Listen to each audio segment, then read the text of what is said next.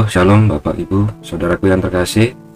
Puji Tuhan, kita ketemu lagi dan saat ini saya membagikan kepada Anda Mazmur 42 ayat 1-12 dengan perikop adalah kerinduan kepada Allah. Jadi saya ingin membagikan Mazmur ini dalam 4 hal yang Anda perlukan untuk menghadapi permasalahan, sebuah tinjauan dalam segi motivasi. Hal yang bisa kita lihat pertama di sini adalah bahwa pemazmur hidup di bawah himpitan musuh. Jadi setiap perkataan yang dilontarkan oleh musuh, seperti di manakah Allahmu, itu menjadi sebuah ejekan, ya. Kemudian kita juga bisa melihat bahwa ejekan ini diterima oleh pikiran dan perasaan pemazmur itu sebagai jiwa yang gundah gulana, jiwa yang tertekan, jiwa yang gelisah. Kemudian yang dirasakan adalah air mata itu menjadi makanannya siang dan malam. Kemudian kita juga bisa melihat seperti tikapan maut. Jadi ini yang dirasakan oleh pemazmur. Jadi ketika dia jiwanya tertekan, jiwanya gundah gulana, yang dia lakukan adalah teringat. Dan kemudian di ayatnya yang ke-6 dan 12 lebih berharap lagi dan lebih bersyukur lagi. Di sini berdasarkan pemahaman yang tersirat dari ayat ke-9. Siang memerintahkan kasih setia dan malam itu menjadi sebuah nyanyian. Dan sebagai kesimpulan awal, jadi jiwa yang haus rindu akan Allah ini memiliki keterkaitan dengan pertanyaan di ayat ke-10. Mengapa engkau melupakan aku? Mengapa hidup di bawah himpitan musuh? Mazmur 42 ini memiliki kesamaan dengan penderitaan yang dialami oleh Ayub. Dan apa yang dialami Ayub adalah sebuah konflik batin juga, yaitu orang benar itu seharusnya diberkati Tuhan. Tapi yang terlihat dalam kehidupan Ayub ini sendiri bahwa orang benar itu justru menderita.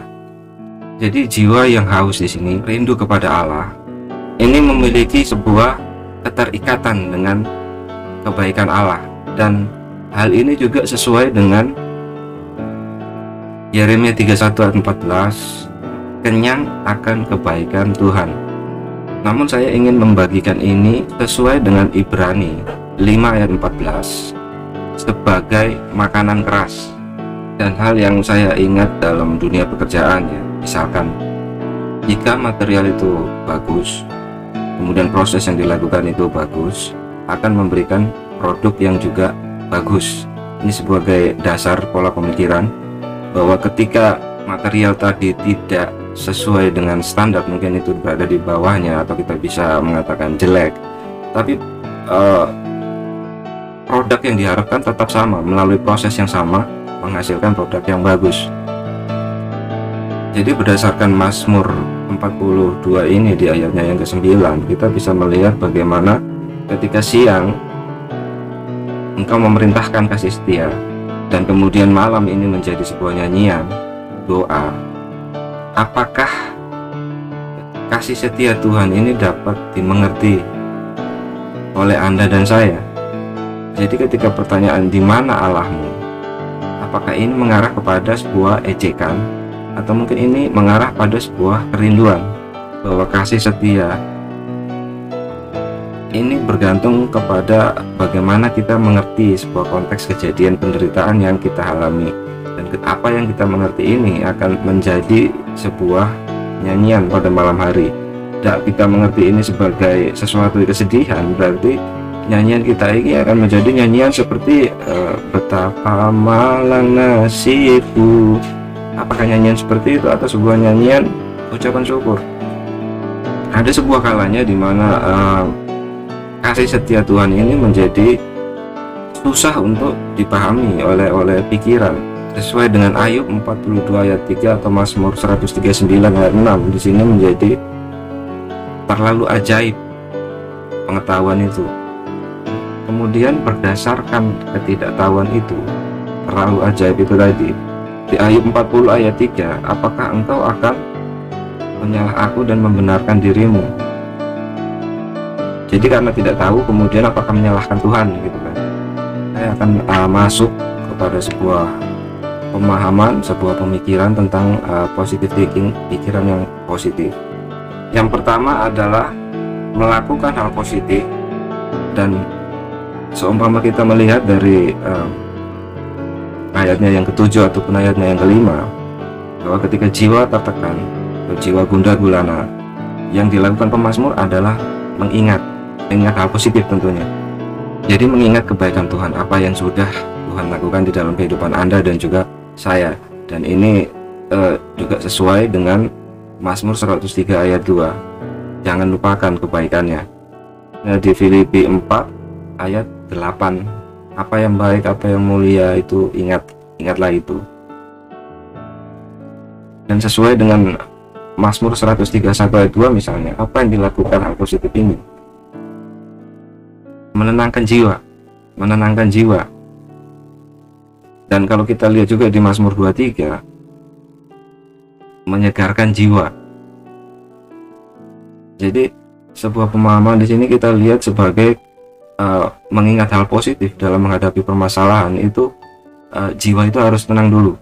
Kemudian kita bisa mengambil sebuah keputusan, bukan mengambil keputusan pada saat jiwa ini sedang gelisah, tergoncang, sedang emosional lagi tinggi. Kita tidak bisa mengambil sebuah keputusan yang pada akhirnya akan kita sesali. Hal yang kedua, menanamkan hal positif.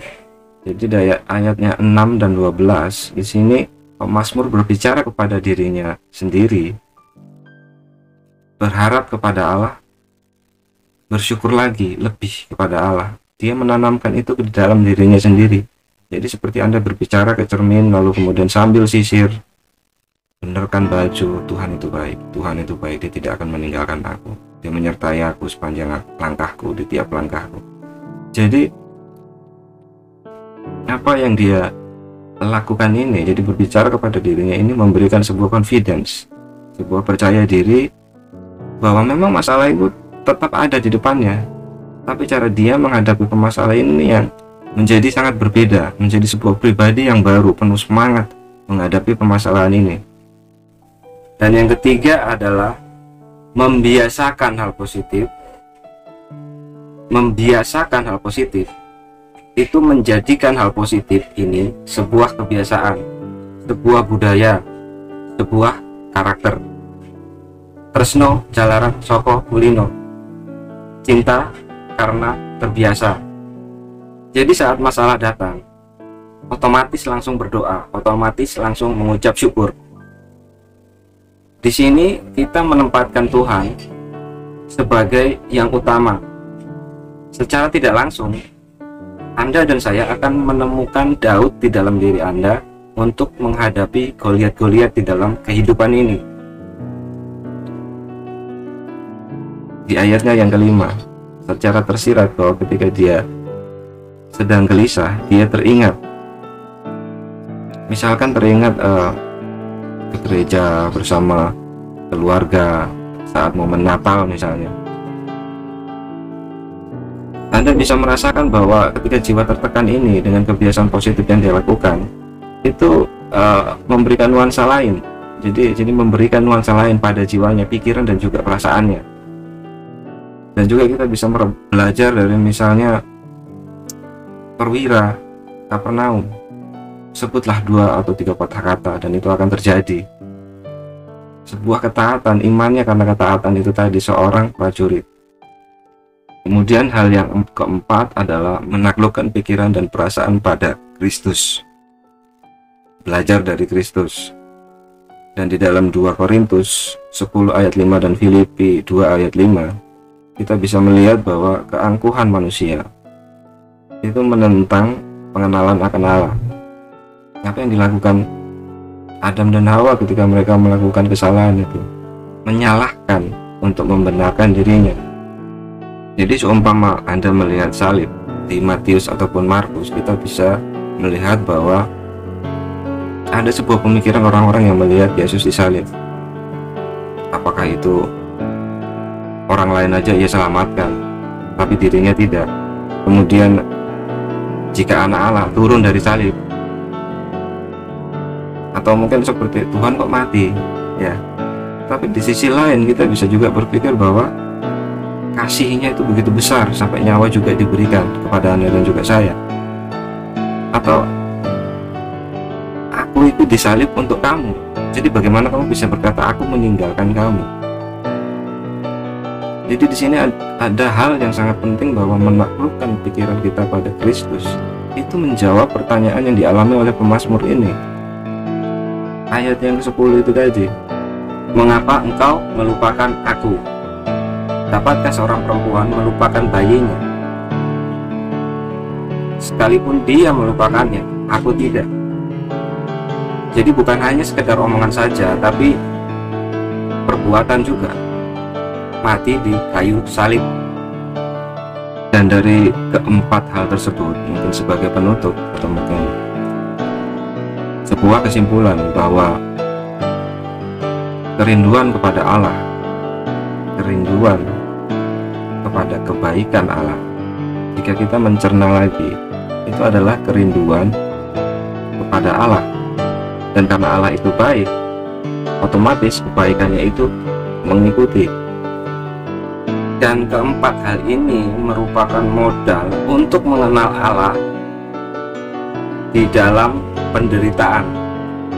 Jadi itu empat hal yang ingin saya bagikan kepada Anda melalui Mazmur 42 ini. Semoga menguatkan Anda dalam setiap permasalahan. Mari kita berdoa. Tuhan Allah Bapa kami yang bertata dalam kerajaan surga, Bapa yang baik, Bapa yang penuh kasih, kami bersyukur untuk saat ini, kami bersyukur untuk firman ini Tuhan. Engkau sangat baik dalam kehidupan kami. Lidah kami mengakui bahwa Engkau Allah kami yang sungguh sangat baik dalam kehidupan kami. Tetap berjalan bersama kami, tetap sertai kami Bapa. Kami mengandalkan Engkau untuk berjalan bersama kami selalu. Dalam nama Tuhan Yesus kami sudah berdoa. Haleluya. Amin. Terima kasih. Sampai ketemu lagi. Tetap kuat di dalam Tuhan, dan Tuhan Yesus memberkati.